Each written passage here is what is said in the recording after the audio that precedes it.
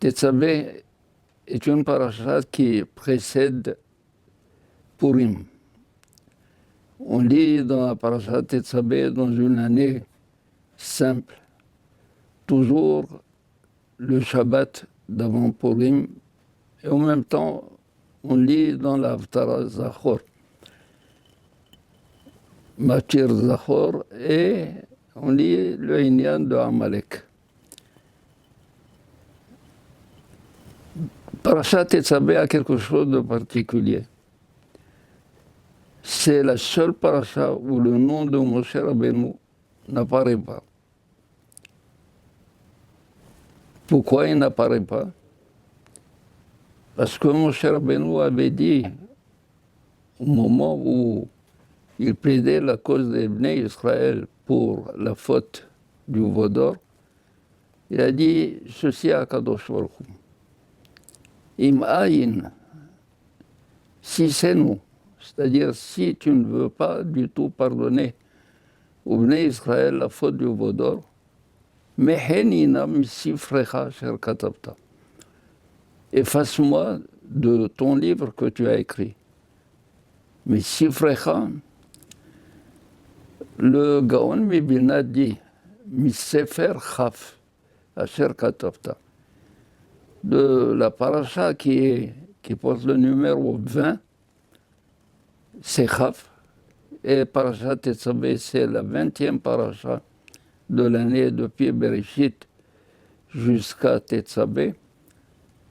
Donc, Misifrecha, parashat Tetzaveh, le nom de Moshe Rabbeinu a été absent. Pourquoi absent? Les Hachamim disent il faut faire très attention que Kishgaga ayotzet mipi shalit. Quand un tzaddik dit quelque chose à filou al tnaï, même si c'est conditionnel, ça se réalise. Même si Akadosh Baruch Hu a pardonné, le fait que Moshe Rabbeinu ait dit « Mehenina, efface-moi », ça s'est réalisé dans Parashat Tetzaveh. Mais on remarque quelque chose d'extraordinaire. En même temps que le nom de Moshe est absent, Akadosh Baruch Hu aussi a dit « Je serai absent ». Il n'y a plus, dans chaque fois qu'il parle à Moshe Rabbeinu, il lui dit Beata, et toi? Mais on ne dit pas, on ne fait pas précéder cela de Beidaber Hashem el Moshe. Comme il ne va pas du tout parler à Moshe, le nom de Akadosh Baruch Hu n'est pas là. Mashalem Abdavar Domé, les Hachamim disent à quoi ceci peut ressembler à un roi qui a été invité à une manifestation ou à un mariage, une simcha, une joie. Alors il a dit aux gens qui l'ont invité, est-ce que mon ami est là? Il va être là. Ils lui ont dit non. Il dit alors à ces conditions, moi aussi non. Je ne vais pas être là. Voilà, Moshe est absent, Akadosh Baruch Hu est absent. Mais pourquoi cette paracha a-t-elle ce sort de précéder toujours la fête de Purim? Bien, parce que nous avons Mordechai qui a commencé à ressentir le danger de Haman. Il a commencé à prier. Et voilà que dans le ciel, Eliyahu Hanavi s'est levé, il a été voir Avot Haolam, Abraham, Yitzhak et Yaakov. Il leur a dit vos enfants sont en danger de mort. Personne n'a prêté attention à Eliyahu Hanavi. Eliyahu, voyant que les Avot Haolam étaient indifférents à cela, il a été voir Moshe Rabbeinu. Il lui a dit, Moshe, les enfants d'Israël sont en danger de mort, d'extermination. réveille-toi, fais quelque chose. Il a dit, je suis prêt à faire quelque chose à partir du ciel, mais il faut s'assurer qu'il y ait un tzaddik en bas également, qui agisse à partir du bas. Alors il lui a dit, oui, il y a Mordechai en bas. Il lui a dit, alors on va dire à Mordechai de s'en occuper. Et moi, à partir d'en haut, je vais aider à ce que les Bnei Israël soient sauvés. Pourquoi Moshe Rabbeinu est-il impliqué dans cette histoire? Et pourquoi Moshe Rabbeinu, justement dans la paracha où il est absent, il est complètement absent, c'est là où Moshe Rabbeinu, il va donner tout pour sauver les Bnei Israël.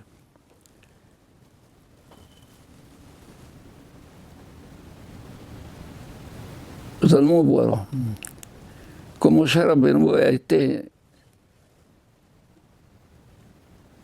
très sensible au fait que Akadosh Baruch Hu a exaucé sa prière pour avoir le pardon des Bnei Israël de Heta Egel, de la faute du Bodor. Mais bien plus que cela. On voit que la faute du Bodor accompagne les Bnei Israël tout au long de leur destin. Et chaque fois qu'il y a une possibilité de punir les Bnei Israël, il y a tout de même une partie de la dette de Heta Egel, de la faute du Bodor que nous payons également. Et là, le Baal HaMeshalim, Rabbi Yaakov, Baal HaMeshalim, qui était au temps de Agra, il explique comme ça. Un mashal, c'est pourquoi on l'appelle Baal HaMeshalim, il donne des comparaisons, il donne des cas, des situations qui puissent rappeler exactement le cas que nous traitons. Un roi qui avait un fils un peu turbulent, et chaque fois qu'il fait des fautes, son ministre plaide sa cause et le roi pardonne. Ce fils fait une faute très grave. Alors le roi, en colère, dit à son ministre, prends cette pierre. Et il a désigné une pierre tellement lourde. Il lui a dit, je veux que tu la jettes sur le fils d'un coup. Comme ça, il meurt d'un coup. Alors, le ministre a réfléchi. Il a dit, le roi, il a dit cela en temps de colère. Mais si la colère passe et qu'il va voir que son fils est mort, il va s'attaquer à qui? À moi. Mais j'ai d'un autre côté, j'ai un problème, il faut que je fasse ce que le roi me dit. Qu'a-t-il fait? Il a pris la pierre, il l'a cassée en plusieurs petites pierres. Et il a mis le fils comme cible, et il a commencé à jeter toutes les pierres, une par une, une par une, une par une. Quand le roi s'est rendu compte que le fils n'a pas été tué, il lui a dit, pourquoi n'as-tu pas fait ce que je t'ai dit? Il lui a dit, Majesté, je fais ce que tu as dit. Mais au lieu de jeter toute la pierre, j'ai jeté toute la pierre même en morceaux. C'est pour cela également ce qu'Akadosh Baruch Hu a dit. Si j'avais donné le châtiment d'un seul coup, les Bnei Israël n'auraient pu exister. Mais maintenant que le châtiment a été partagé et il faut le faire payer en plusieurs parties. Il se trouve qu'ils vont payer tout le châtiment, mais en plusieurs fois, de manière à sauver les Bnei Israël et de manière également à ce que la parole de Akadosh Baruch Hu soit accomplie. Moshe Rabbeinu est arrivé à cela, est arrivé à faire dire à Akadosh Baruch Hu, B'yom pogdi ou pakati alehem, le jour où je dois me souvenir qu'il faut leur faire payer leur méchanceté, leur manière de se conduire mauvaise vis-à-vis de moi, je leur faire payer également le cas de la faute du veau d'or. Qu'a dit Moshe Rabbeinu? Moshe Rabbeinu a dit Ima'ayin mehinina. Si c'est non, ayin, c'est un néant, c'est le mot néant. Ima'ayin, s'il y a un nom, mehinina misifrecha, Akadosh Baruch Hu lui a dit Mi asher hatali wa imhinu misifri. Celui qui a fait une faute vis-à-vis de moi, c'est lui que je dois effacer dans mon livre. Et alors nous avons, pour Amalek, au temps de Amalek, les Bnei Israël se sont exprimés, ou ils ont exprimé leur doute vis-à-vis de Akadosh Baruch Hu. Hayesh vekrbenu Hashem im ayin. Est-ce que Akadosh Baruch Hu est avec nous, ou im ayin, ou il n'est pas là? Il y a eu un safek, il y a eu un doute. Les Bnei Israël ont douté, im ayin. Im ayin. Comment ne savez-vous pas que Akadosh Baruch Hu est là pour vous protéger contre celui qui vient de devant, celui qui vient de derrière, celui qui vient de n'importe quel côté que l'ennemi vient, Akadosh Baruch Hu te protège, Am Israël. C'est maintenant que tu demandes Hayesh vekrbenu Hashem im ayin. Ce doute, ce safek a amené Amalek, dont la valeur numérique de Amalek, c'est égal à safek, égal à 204, Amalek. Et Moshe Rabbeinu, justement, il dit à Kadosh Baruch Hu, im ayin, c'est pas pour la faute du veau d'or. Si à Kadosh Baruch Hu, tu dois tenir rigueur au Bnei Israël à cause de ayin qu'ils ont dit, à cause de im hayesh vekrbenu im ayin, le safek qu'ils avaient, si Akadosh Baruch Hu était présent parmi nous ou non. Si tu ne pardonnes pas à ce ayin, alors mehinina. Akadosh Baruch Hu lui dit non, mi asher hatali, imhinu misifri. Celui qui mérite d'être effacé, c'est Amalek. Qui mahu imhe zecher Amalek mitahat hashamayim. L'effort que Moshe a donné pour délivrer les Bnei Israël, pour sauver, pour les protéger contre la faute du veau d'or. Et au moment de Milhemet Amalek, même si Moshe Rabbeinu, il s'est trouvé en porte-à-faux, parce qu'au lieu de prendre lui-même le commandement de la lutte contre Amalek, il a laissé Yehoshua. Yehoshua qui était de Shevet Ephraim. Pourquoi?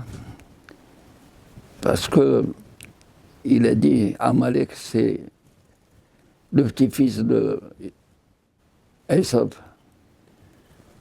Et l'antidote de Esav, l'ennemi de Esav, le sar qui va faire périr Amalek, ne peut être qu'un des enfants de Rachel. Parce que Rachel, et surtout Binyamin, qui était dans le ventre de Rachel, ne s'est pas prosterné devant Esav. Alors il lui dit à Eliaou, va voir s'il y a un tzaddik en bas. Il lui a dit justement, il y a un tzaddik qui est de Shevet, de la tribu de Binyamin.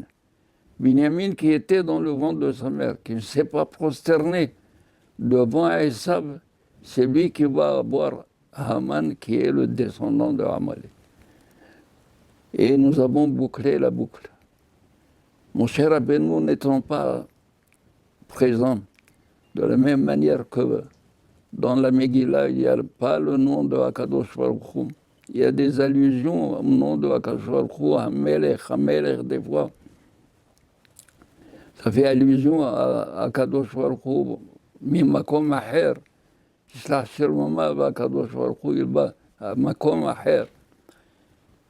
Azim Ken, on a vu que Moshe Rabbeinu Yahad, ensemble avec Mordechai, qui est de la famille de Binyamin, était là pour exterminer Haman, pour exterminer les ennemis des Bnei Israël au temps de Hachverosh. C'est pour cela que Parashat Tetzavé, justement où Moshe Rabbeinu est présent par son absence. Son absence fait qu'il est présent beaucoup plus de la même manière qu'Akadosh Baruch Hu, Aster Panaim, il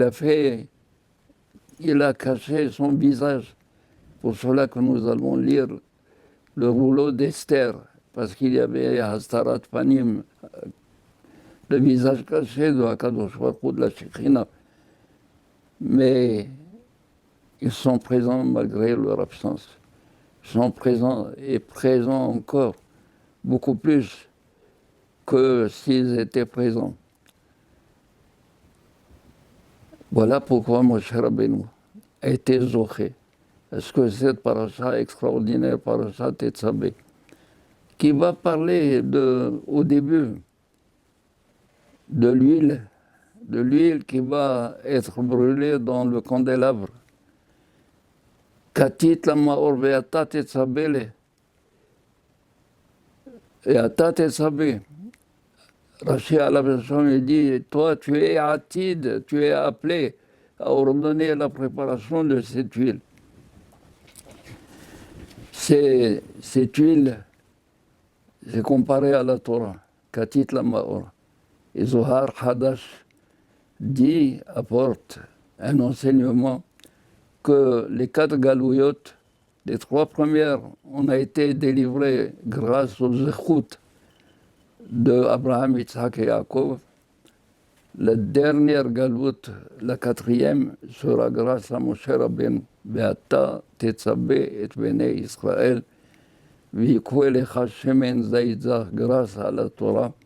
Grâce à la Torah que tu as apportée, c'est grâce à elle et grâce aux écoutes de Moshe Rabbeinu que nous serons délivrés de cette 4e galoute. יהי רצון שתהיה בזמננו בקרוב, אמן כן יהי רצון. שלום, שבת שלום.